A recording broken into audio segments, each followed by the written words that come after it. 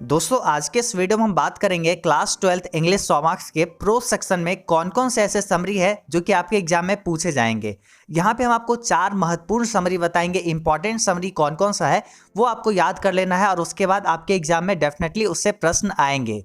यहाँ पे सबसे पहले देखिए डाटा दिया हुआ है, एनालिसिस है कि इंग्लिश 100 मार्क्स में कौन से ईयर में कौन सा जो है समरी पूछा गया है। आर्ट्स, साइंस और कॉमर्स सभी का यहाँ पे अच्छे से लिखा हुआ है, आप लोग यहाँ पे देख लीजिए। और इसका पूरा एनालिसिस जो है हमारे टेलीग्राम और इंस्टाग्राम पे मिल जाएगा, डिस्क्रिप्शन में लिंक है, आप जाके हमें वहाँ पे फॉलो कर लीजिएगा, वहाँ पे आपको पूरा एनालिसिस मिल जाएगा। अभी यहाँ पे हम लोग देखेंगे समरी, इंपॉर्टेंट समरी जो भी आती है, तो बस आपको क्या करना है, अच्छे से वीडियो को देखना है। इसमें आपको क्या करेंगे, हिंदी और इंग्लिश दोनों में बताएंगे, जिससे समझने में कोई दिक्कत नहीं होगी। इंग्लिश वीक है कोई दिक्कत नहीं है, आपको यहाँ से पूरा समझ में आ जाएगा। अगर अभी तक आप कोई भी समरी याद कर लिए हैं और आपको लगता है कि वो आपको अच्छे तरीके से नहीं याद है, मतलब आप एग्जाम में नहीं लिख पाओगे सही तरीके से, तो आज यहाँ पे ये वीडियो देखने के बाद आपका ये पूरा जो है डाउट खत्म हो जाएगा और आप आसानी से एग्जाम में अपना जो है समरी को लिख पाओगे, क्योंकि हम आपको पूरे आसान भाषा में और सिंपल वे में आपको लिखना बताएंगे कि आपको एग्जाम में प्रॉपर कैसे लिखना है। तो ये वीडियो आपके लिए काफ़ी इंपॉर्टेंट है। चलिए वीडियो को लाइक कर लीजिए, अपने दोस्तों के साथ शेयर कर लीजिए और चैनल को भी सब्सक्राइब कर लीजिए। चलिए अब देखते हैं समरी को। दोस्तों हमारे पास जो पहला समरी आ जाती है, काफ़ी इंपॉर्टेंट समरी, वो है इंडियन सिविलाइजेशन एंड कल्चर। बहुत ही महत्वपूर्ण समरी है इस बार के बोर्ड के एग्जाम के लिए। देखिए ये साइंस एंड कॉमर्स में पूछा गया है 2016 में, 13 में और 2012 में। और वही आर्ट्स के लिए बात करें तो आर्ट्स में पूछा गया है 2017 में, 15 में, 14 में, 11 में, 2009 में।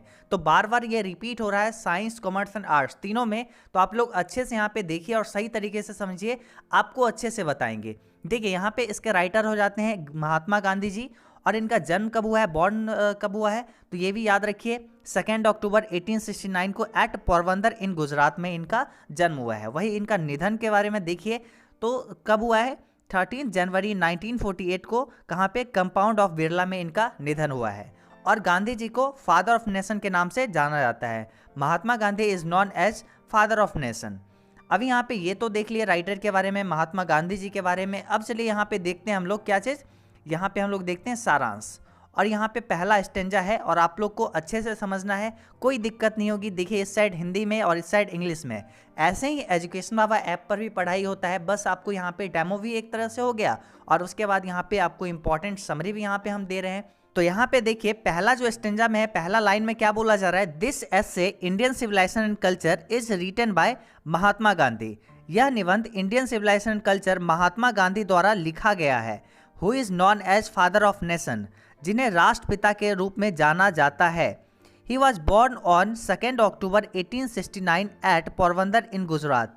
उनका जन्म 2 अक्टूबर 1869 को गुजरात के पोरबंदर में हुआ था। In this essay Mahatma Gandhi has highlighted the salient, यहाँ पे सैलेंट होना चाहिए था, salient feature of Indian civilization and culture. इस निबंध में महात्मा गांधी ने भारतीय सभ्यता और संस्कृति के मुख्य विशेषताओं पर प्रकाश डाले हैं। देखिए इसको आप अच्छे से कॉपी में नोट कर लीजिए, जो भी हम आपको यहाँ पे इंपॉर्टेंट समरी बता रहे हैं वो आप कॉपी में ज़रूर नोट कर लीजिए। और आपको हिंदी में भी अगर लिखना है तो लिख लीजिएगा, नहीं तो आप बस सिंपल इंग्लिश में, आपके एग्जाम में सिर्फ केवल और केवल इंग्लिश में ही लिखना है। ये नहीं कि आप हिंदी में भी एग्जाम में लिखने चले जाना, तो फिर नंबर ही नहीं मिलेगा। यहाँ पर आपको एग्जाम में केवल और केवल इंग्लिश में लिखना है। और आप अभी कॉपी में इसको नोट कर लीजिए और हिंदी के लिए आप आके फिर से चैनल पे देख लीजिएगा। अभी यहाँ पे देखिए अगला स्टेंजा में क्या लिखा हुआ है, यहाँ पे लिखा हुआ है he says that foundation of Indian civilization far better than the western civilization and our civilization cannot be beaten in the world because we are following the path that our ancestors made for अस।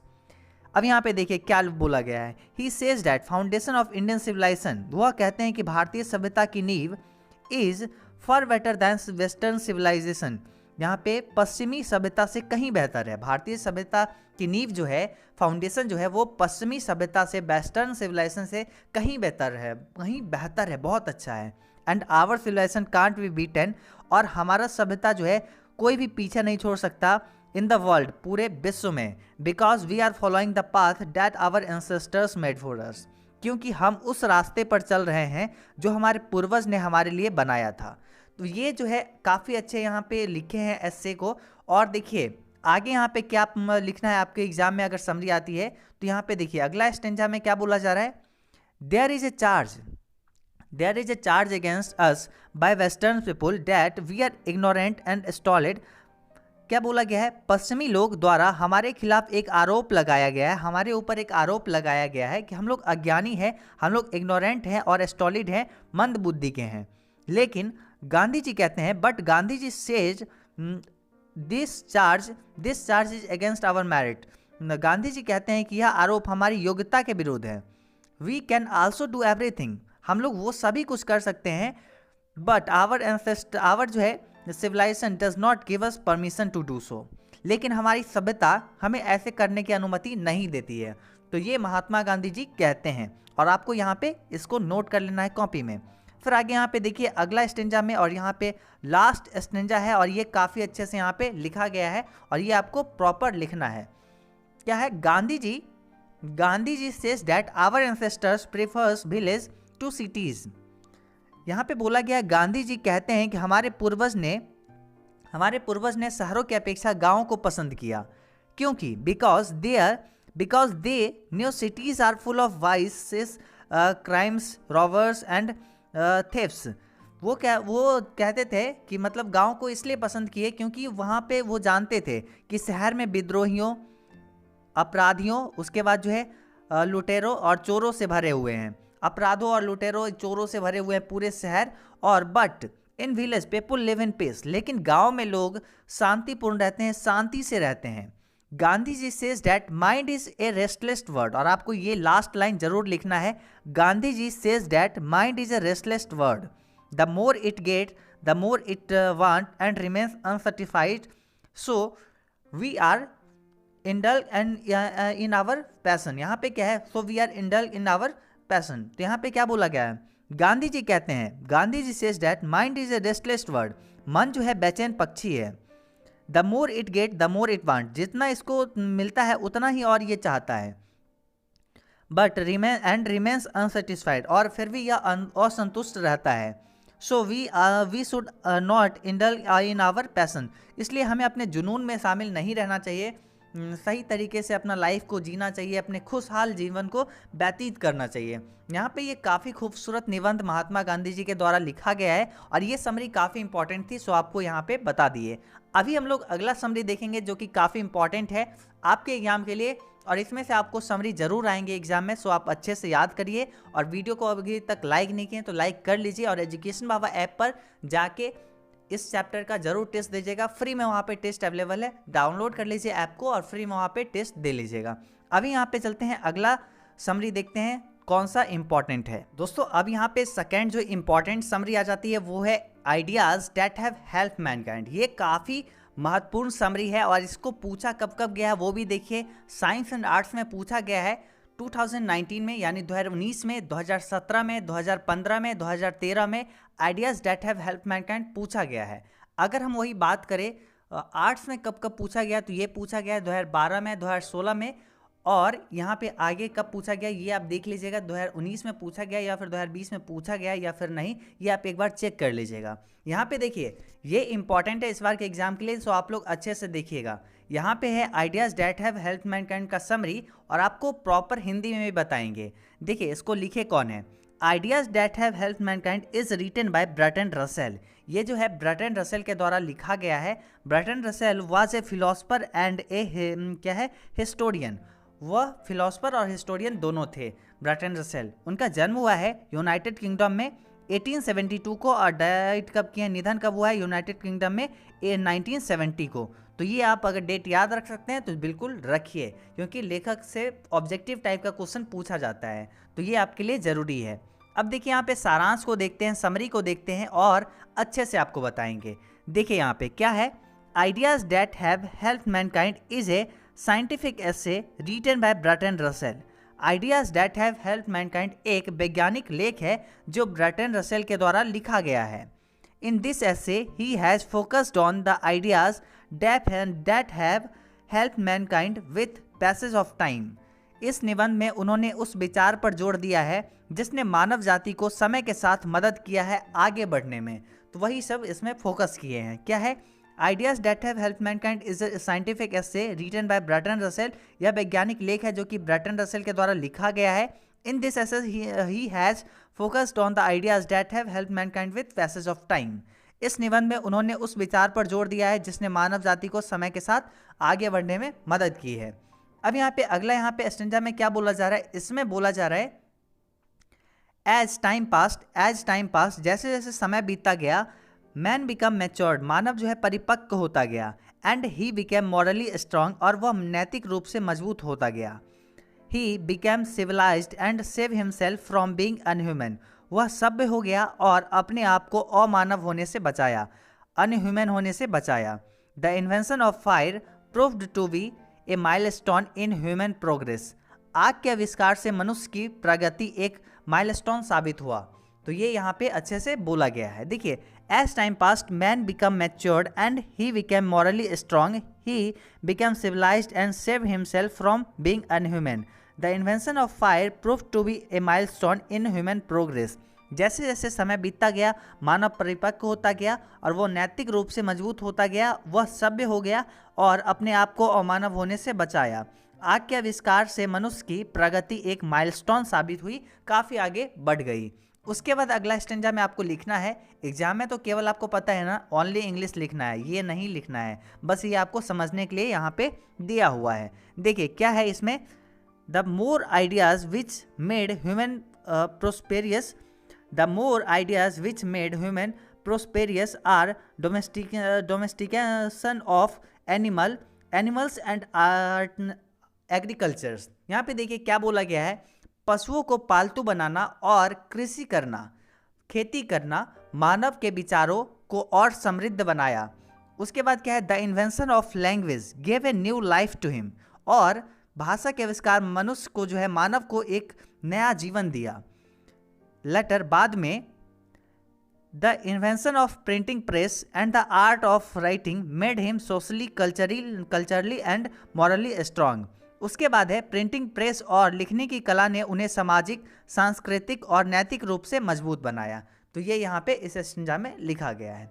उसके बाद last यहाँ पे बोला गया है और ये आपको अच्छे से लिखना है, और इसी पे आपको जो टीचर वहाँ पे रहेंगे और देखेंगे, अगर आप समरी लिखोगे तो आपको मार्क्स देंगे, तो ये आपको डेफिनेटली लिखना है। Finally it is an awesome presentation of Bertrand Russell in which he has scientifically explain the ideas that have helped the ideas that made human stand as per the standard of human and made them superior to animal। बहुत ही important, मज़ेदार, अच्छे से लिखा गया है। यहाँ क्या है, अंततः यह बर्ट्रैंड रसेल का एक शानदार निबंध है जिसमें उन्होंने वैज्ञानिक रूप से उन बातों की व्याख्या किए हैं जिनसे मनुष्य को मनुष्य के रूप में खड़ा किया है, जिसने मनुष्य को मनुष्य के रूप में खड़ा किया है। काफ़ी बड़ा लाइन है ये, जिसने वो आइडियाज़ जो मनुष्य को मनुष्य के रूप में खड़ा किया है और उन्हें जानवरों से बेहतर बनाया है। तो ये यहाँ पे पूरे अच्छे से हम आपको बताए हैं। अगर आप कॉपी में नोट किए हैं तो फिर इसको दोबारा देख लीजिएगा, आपको समझ में आ जाएगी। चलिए, अब यहाँ पे ये इंपॉर्टेंट तो देख लिए, अब यहाँ पे दो इंपॉर्टेंट समरी और हम आपको देंगे जो कि आपके एग्जाम में आ सकती है। आप ये चार्ट देख के जाओगे तो आपके एग्जाम में डेफिनेटली आपको एक समरी मिल जाएगा, आप आसानी से वहाँ पे कर पाओगे, और देख लो आपको अच्छे से यहाँ पे बता रहे हैं। चलिए अब यहाँ पे देखते हैं नेक्स्ट समरी को। अब यहाँ पे तीसरा जो सबसे महत्वपूर्ण समरी है, सारांश है प्रोज सेक्शन का, वो है दी आर्टिस्ट, एक कलाकार। यहाँ पे ये जो लिखा गया है किनके द्वारा, शिगा नोया के द्वारा ये लिखा गया है। इनका जन्म हुआ है 20 फरवरी 1883 को जापान में। इनका निधन हुआ है 21 अक्टूबर 1971 को जापान में। उसके बाद Shiga Noah was a Japanese novelist and A short story writer. Shiga Noah एक जापान के उपन्यासकार और छोटी लघु कथा जो होती है उसका लेखक थे। कौन? शिगा नोया, जापान के। तो ये यहाँ पे हो गई लेखक के बारे में, शॉर्ट में हम लोग अभी देखे हैं। अब हम लोग देखते हैं सारांश को, और इसके सारांश को काफ़ी बेहतर तरीके से देखेंगे, सबसे अच्छे तरीके से हम लोग इसको देखेंगे और आपको डेफिनेटली बहुत पसंद आएगा ये सारांश। ये पूरा चैप्टर ही काफ़ी अच्छा है और इसमें टैलेंट कैसे बेस्ट होता है एक यंगस्टर का, उसके बारे में बात किया गया है। देखिए आपको अच्छे से बताएंगे हिंदी और इंग्लिश में। पहला यहाँ पे सेंटेंस में क्या बोला जा रहा है, the artist is a short story written by Shiga Naoya. The artist Shiga Naoya के द्वारा लिखी गई एक छोटी कहानी है। In this story, he has focused that how is the talent of youngster spoiled। इस कहानी में उन्होंने इस बात पर फोकस किया है कि किस प्रकार युवा के टैलेंट को बर्बाद कर दिया जाता है उसके मेंटर्स के द्वारा, उनके जो है मार्गदर्शक के द्वारा। अभी यहाँ पे देखिए क्या बोला गया है अगला यहाँ पे लाइन में, सेवई, यहाँ पे सेवई के बारे में बात किया गया है। सेवई एक लड़का है 12 साल का जो कि जापानीज बॉय है, जापान का एक लड़का है, जापानी लड़का है, उसके बारे में यहाँ पे बात किया गया है। सेवई is a 12-year old Japanese boy who lives in a harbour town. सेवई एक 12 वर्ष का जापानी लड़का है जो बंदरगाह वाले शहर में रहता है। He reads in a primary school, वह प्राथमिक विद्यालय में पढ़ता है। He is fond of collecting gourds. Fond का मतलब क्या होता है? वो शौकीन, फॉन्ड ऑफ मतलब शौकीन, किसी चीज़ का शौकीन होना। फॉन्ड ऑफ कलेक्टिंग गॉड्स, यहाँ पे वो क्या था? कद्दू को इकट्ठा करने का शौकीन था, उसे अच्छा लगता था। He experiences new techniques on gods every day, वह जो है प्रत्येक दिन कद्दू पर नई नई तकनीक का इस्तेमाल करता था, हर एक टेक्निक का एक्सपीरियंस करता था। One day he buy a special gourds in 10 sen, ये जो है जापान का मुद्रा है sen, and he is so closely connected to it that even he takes it to school. और एक दिन जो है वह 10 सेन में एक कद्दू खरीदता है और वह इससे इतना जुड़ जाता है कि वह उसे अपनी स्कूल लेकर चला जाता है। तो ये आप लिख लिए होंगे। अब अगला यहाँ पे देखिए क्या लिखा हुआ है इसी में, बट क्या है? बट ही काउस्ड ए डे, लेकिन वह एक दिन पकड़े जाता है by moral teacher while polishing the gourds in class. अपने कद्दू को पॉलिश करते हुए एक नैतिक शिक्षक के द्वारा पकड़ा जाता है। ही इज स्कॉल्डेड, वह उसे डांटा जाता है। एंड और the gourds is given to the potter, और कद्दू को जो है छीन कर गेट कीपर को दे दिया जाता है। और क्या हुआ? कद्दू एक दिन पॉलिश कर रहा था वो लड़का सेवई, क्योंकि वो उससे काफ़ी ज़्यादा जुड़ गया था, और इसके दौरान जो है शिक्षक उसे देख लेते हैं और वो उसे डांटते हैं और कद्दू को छीनकर गेट कीपर को दे देते हैं, पॉटर को दे देते हैं। उसके बाद आगे यहाँ पे क्या लिखा हुआ ये भी देखिए। ये यहाँ पे ये जो है सेंटेंस काफ़ी इंपॉर्टेंट है और इसको आप डेफिनेटली लिखिएगा। The moral teacher complains about him to his family, नैतिक शिक्षक इस बात की शिकायत उसके पिता से करते हैं। And as a result his father beats him and saves him collecting of gourds, और परिणाम स्वरूप उसे पिता के द्वारा पीटा जाता है और उसके कद्दू को तोड़ दिया जाता है। बट ही डज नॉट से इवन ए वर्ड, लेकिन वह लड़का एक शब्द भी नहीं बोलता है। At the other hand that special God's is finally solve in 600 येन, ये जो है जापान का मुद्रा है उसमें बिक जाता है, 600 येन में बिक जाता है। लाइक दिस, और इस तरह जो है एन आर्ट इज बेस्टेड, और एक कला बर्बाद हो जाता है एक लड़का का। अब यहाँ पे लास्ट लाइन जो है ये इसी पे टीचर जो है मार्क्स देते हैं और ये आपको डेफिनेटली लिखना है। Finally it is an awesome presentation of Shiga Naoya where his beautifully shows that how is the talent wasted by the family and the mentors. अंततः यह सेगा नोया का एक शानदार कहानी है जहां उन्होंने काफ़ी खूबसूरती से दिखाया है कि किस प्रकार किसी व्यक्ति के टैलेंट उसके घर वालों और उसके मार्गदर्शक के द्वारा बर्बाद कर दिया जाता है। तो ये हम आपको यहाँ पे पूरे अच्छे से समरी बताए हैं। थर्ड समरी भी देख लिए, काफ़ी इंपॉर्टेंट था। अभी हम लोग अगला समरी को देखते हैं, मगर ये वीडियो को आप अपने सभी दोस्तों को शेयर करिए जो इस बार एग्जाम देने वाले हैं, चाहे साइंस कॉमर्स आर्ट्स किसी से भी हैं, आप शेयर डेफिनेटली करिए, अभी करिए, जल्दी से करिए। अगर आपको ये वीडियो पसंद आई तो पहले शेयर करिए सभी के साथ। और फिर चलिए यहाँ पे अगला समरी देखते हैं, बहुत ही इंपॉर्टेंट। और अभी हम लोग यहाँ पे लास्ट और चौथा समरी आपको दे रहे हैं जो कि आपके एग्जाम में आ सकता है, ये आप डेफिनेटली याद कर लीजिएगा। यहाँ पे क्या है? ए चाइल्ड इज बॉर्न, और आप डेफिनेटली अपने एग्जाम को देने के बाद आपके चेक करिएगा यहाँ पे 4 समरी में से आपके एग्जाम में आया या नहीं आया, आप चेक कर लीजिएगा, डेफिनेटली आएगा। यहाँ पे देखिए ए चाइल्ड इज बॉर्न कितने बार एग्जाम में पूछा गया, सबसे पहले वो देखिए।